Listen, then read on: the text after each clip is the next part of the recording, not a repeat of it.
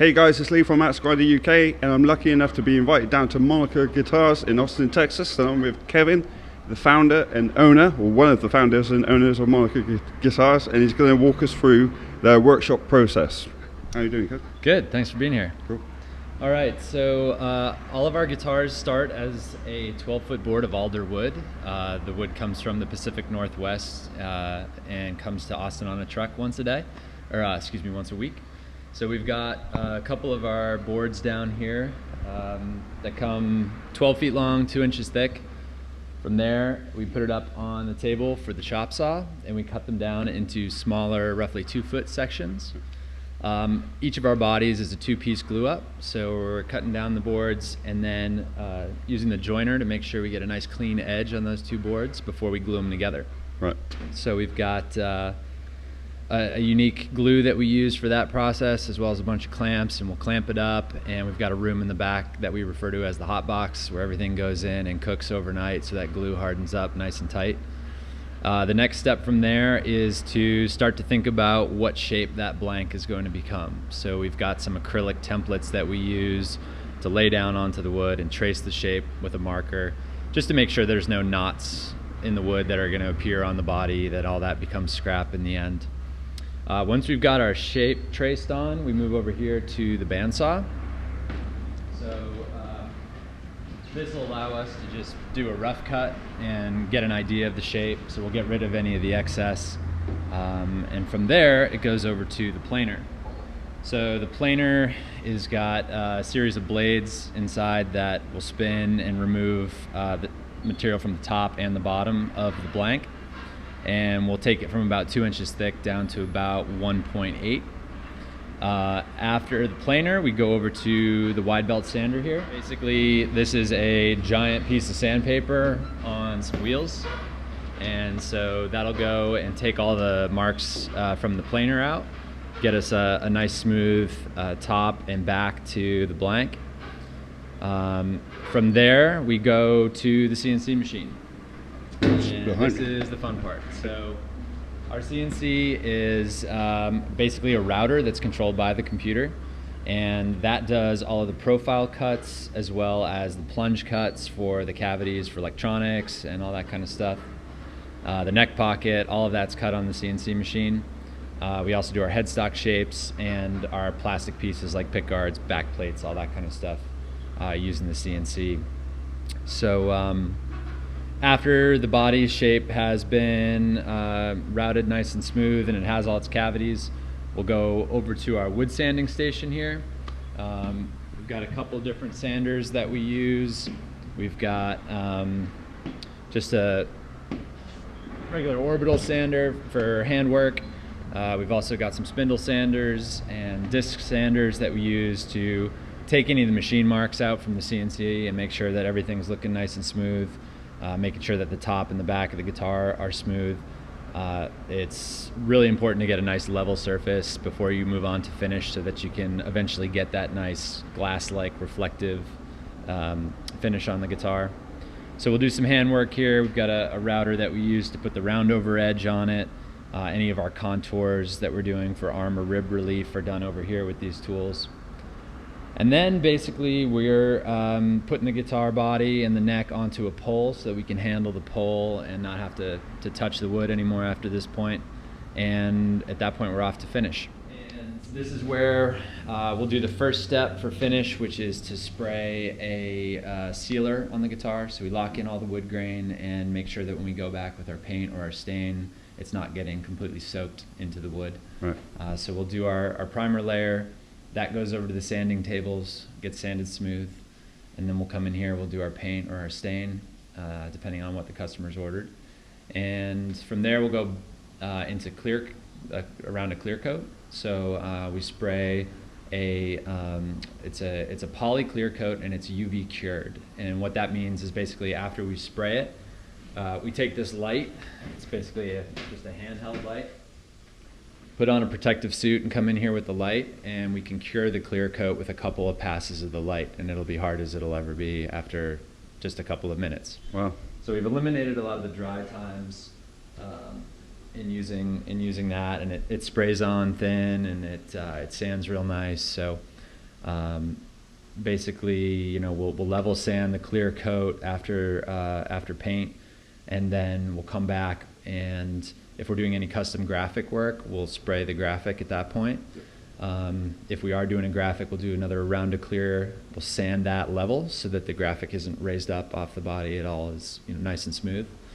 And then we'll come back and we'll do our last round of clear, our top coat, and again cook that with the UV light. How long does that process take? The whole process of a? It depends. I mean, you could do a guitar in a day. We're typically doing about 10 guitars a week right now. So that process will last for the 10 guitars somewhere between a day and a half. It really goes quick with the UV clear coat because, again, we don't have to wait for anything to dry. We can just wave the magic wand over it a few times and we're off to the next step. Awesome. These are our sanding tables. So this is where we sand the clear coat and get everything nice and level. After that final round of clear coat has gone on, we'll do our wet sanding here. We've got, I believe it's 1500, 2000, and 3000 grit sandpaper that we use to start to polish that top coat, along with a little bit of soap and water. And then from there, it goes over to the buffing wheels. And we use all 4 buffing wheels to work up to a really nice glossy shine that you can, see yourself in the guitar. And very important. Very important. You got to check your mohawk, you know what I mean? So if it's a gloss finish that the customers ask for, that's the process. If it's a satin top coat, which we also offer, it's a little bit different. We will sand the last round to clear and then spray our satin on top of that, and that basically just air dries. So there's no buffing or wet sanding with that process. Cool. The neck goes through a very similar process in terms of finish. We'll do our logo, or if the customer's requested custom graphics, we can do that on the headstock. And if you guys want to follow me in here, I'll show you a little bit more about the graphics process. Not a whole lot of magic to it. We just have a roll-in vinyl cutter, and that will basically make stencils for us. So we can load any vector image into the computer, create a stencil. Using some transfer tape, we sort of remove the stencil from the backer, stick it onto the guitar, spray our paint, and then come back and take that vinyl mask off, and you're left with the graphic on the body or the headstock. Again, we clear coat around that to make sure everything's locked in and it's not going to rub off or anything like that. From there, we're into this room, and the guys start to put it together. So we've got a couple desks for assembly, a couple for wiring, and once the guitar has been fret leveled and all the neck adjustments have been made, we'll put it under tension with the strings, let it sit for a couple of days, get used to the fact that there's some tension on the neck, and then we'll reset it up just to make sure that before it ships, it's playing great and plays great right out of the box. Okay, I'm here with Kevin again, and he's going to talk to us about his reasons for starting up his own guitar company. So the story starts about 4 years ago when I had a friend who brought over a bicycle that she had designed online with a company called Republic Bikes. And I got to see how excited she was about this bicycle because she had picked out all of the details on it.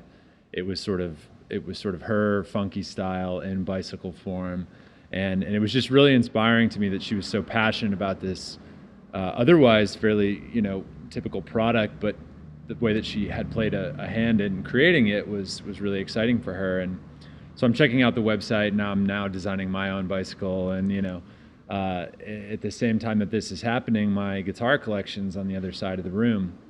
And I had been a guitar player, for probably 15 years at that point, and thought, wow, this is such a cool concept. How great would this be for guitar players who are not only artistic people and want to express themselves through their music, and as you know, as a guitar player, oftentimes through the instrument itself, but also just knowing guitar players can be very particular about their instrument and would love the opportunity to really dial in everything that they're looking for in terms of not only the aesthetics, but the sound and the features on the guitar itself.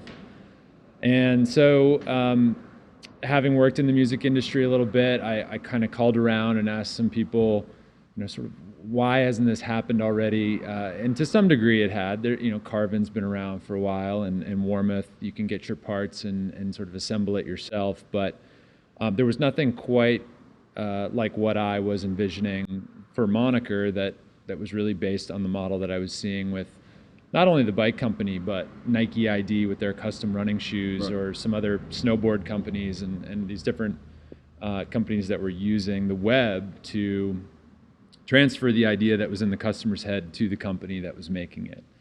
And so I contacted Dave, my good friend from high school, who had always been more of a tinkerer than I was, and he was, Frankensteining guitars together and awesome. And really good at, doing that kind of stuff, hot wiring things and all that. And I said, Dave, I have this idea. This is what I would like to do, but I need someone to help me on the production side of things. And he was excited about it, and so we decided to pack up from Massachusetts and move to Austin and start Moniker about 4 years ago. Wow. Yeah. So is he a trained luthier?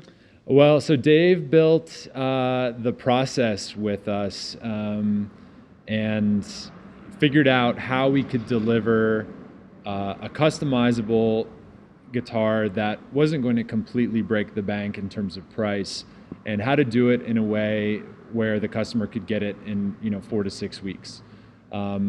Knowing that we wanted to be a little bit different from some of the other custom makers out there, we had to sort of borrow from other industries to get to where we wanted to be. So, for example, the UV clear coat or some of the other things I showed in the tour, we borrowed from the auto industry, and just kind of looking around at what other companies and other industries were doing and how we could harness some of that technology or some of those production concepts to quickly deliver a high quality guitar at a great price. And so Dave was integral in researching and really building out that process, as well as building a lot of the first guitars that we made. But eventually we sort of realized that in Austin there's a lot of great luthier talent, and we were able to hire some guys that had experience at other companies and bring them in, and they're the ones doing all the building now. So cool. So how many people have you got working for you now? There's 6 of us on a day-to-day basis, and we've got a couple of freelancers that we work with from time to time. So somewhere between 6 and 9 people, depending. You say the turnaround is normally up 4 weeks for a custom-built guitar. Yes. That's pretty quick. It is pretty quick. There are some choices that we've made for our guitars that limit the range of customization. So it's not meant to be a fully custom shop. For example, we always use alder on the bodies. We always use maple on the necks. We have one neck profile that we use. And so again, it's not full range of customization. And really the reason for that is it helps us control costs. It helps us control our turnaround times. And that puts us in a place where we think we can be a little bit different from some of the other custom builders that are out there. Cool. Yeah. And in terms of sort of like custom graphics or anything like that? Yeah, so we have a number of graphics on the website that people can choose from when they're designing their guitar. But we also get a lot of people submitting band logos, or we've even done stuff for some brands that's been kind of fun. We're looking for challenging and tasteful ways to incorporate the brand or a company into the look of a guitar for a promo item or a giveaway or something. But mainly we're focused on working with real musicians and artists that are out there working hard at their craft, and it's nice that they can afford our guitars and take them out on the road and beat them up and show them some love in a way that might be different than how a typical custom guitar would be treated with a glass display case and hanging on a wall somewhere. We love to see that our guitars get used and abused. Yeah, definitely.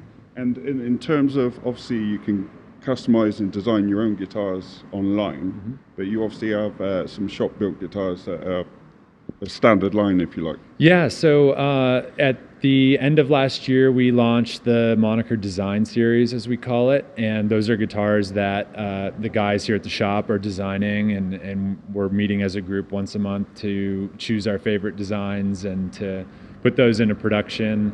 And really, we just found that we do have a lot of options on the site. Sometimes it can be overwhelming for people, and sometimes they just like to say, "Hey, that one looks cool. I'll take one of those." And so.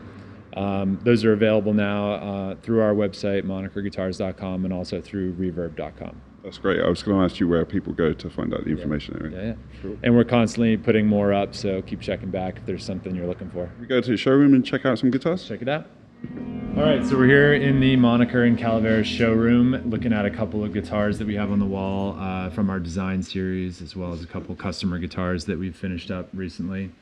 The one I have with me here is our Reedsdale body shape. This is part of the design series. This has been a sort of popular theme that we've done. The seafoam with the natural arm cutaway, as well as the natural binding. This one's got some cream P90 Seymour Duncan pickups and some chrome knobs with the matching cream tops. We've got block inlays and our paddle headstock shape, as we call it. All of the Moniker guitars get a handwritten 1 of 1 on the back of the neck, just to kind of emphasize that they are all unique. And this one's a pretty cool piece, in my opinion.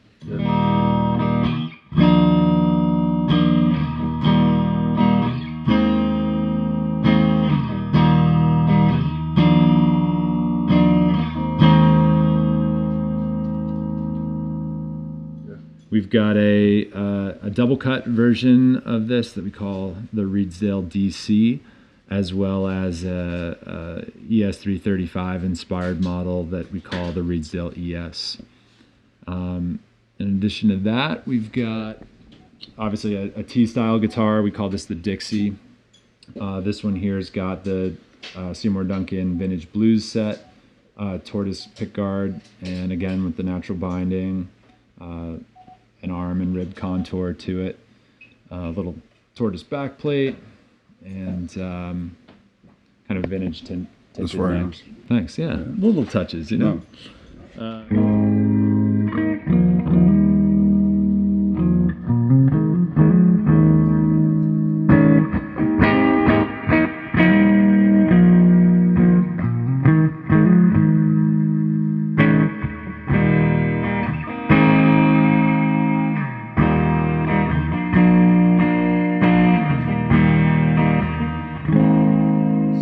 We've also got a shape that we call the Tejas. It's a bit of a Firebird inspired shape.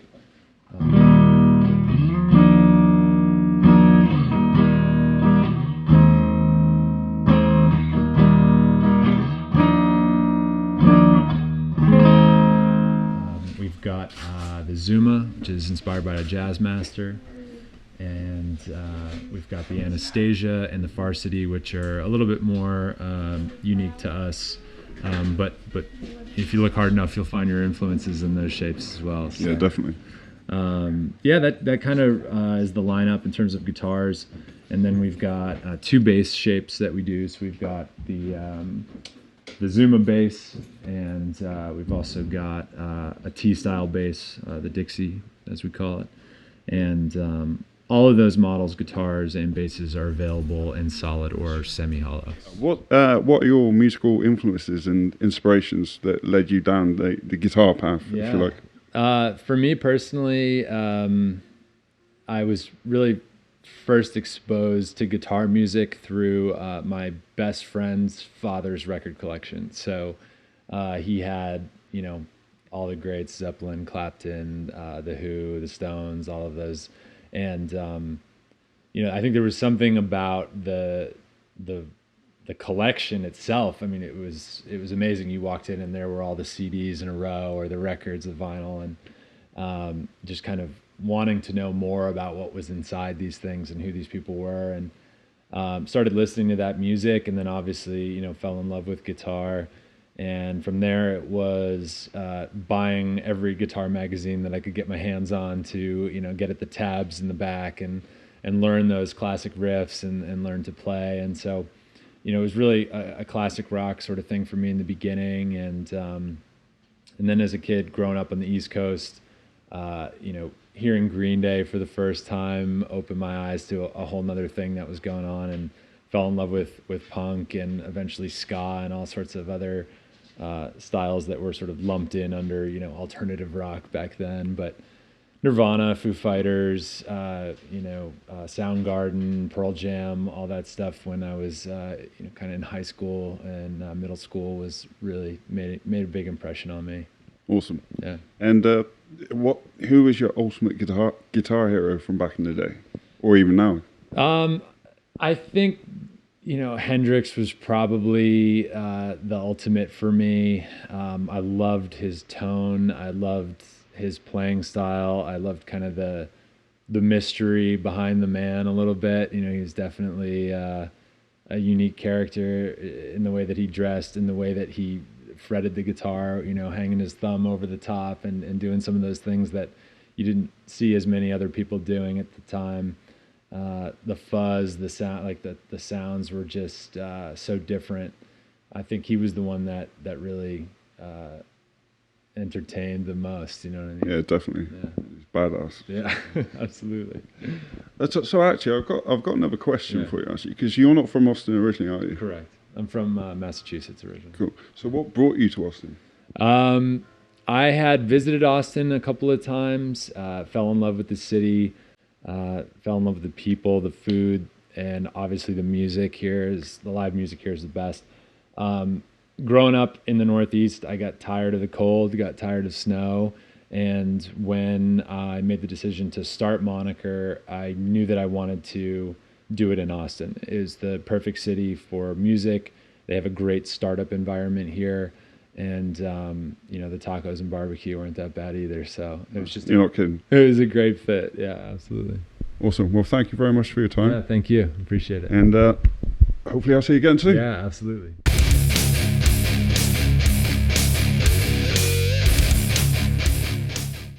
I'm Ted, and I'm the owner of Calaveras Guitar Boutique here in Austin. Basically, what we do here, it's consult tone. I'm a tone consultant. So if you have a tone in your head, but you can't find it with your amp or your pedals, you can come here with your amp and guitar, and we can find that tone with you.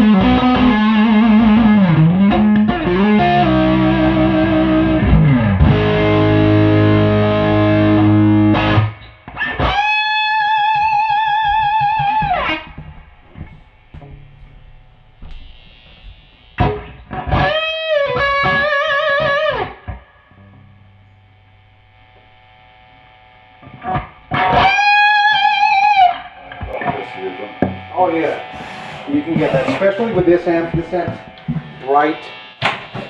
So there we go. I just want to see it. That's my style.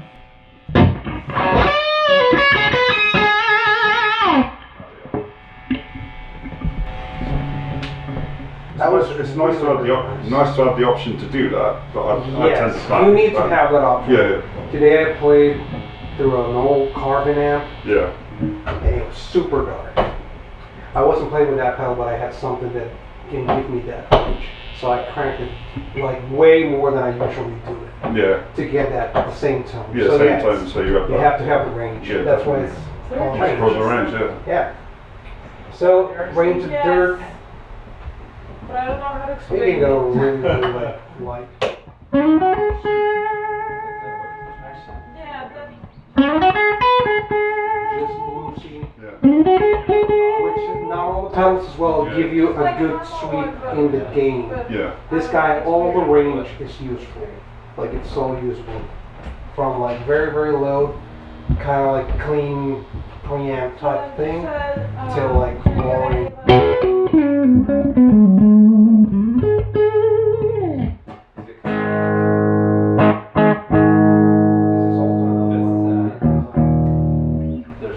Now that's a bluesy tone.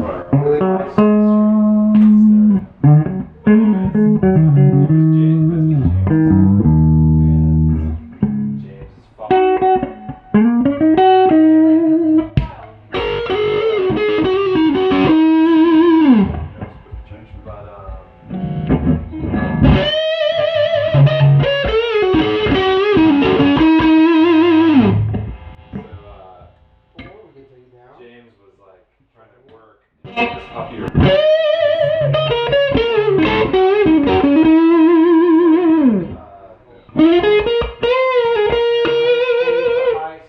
Yeah. Or He like was leaves it sitting on open. my lap, and then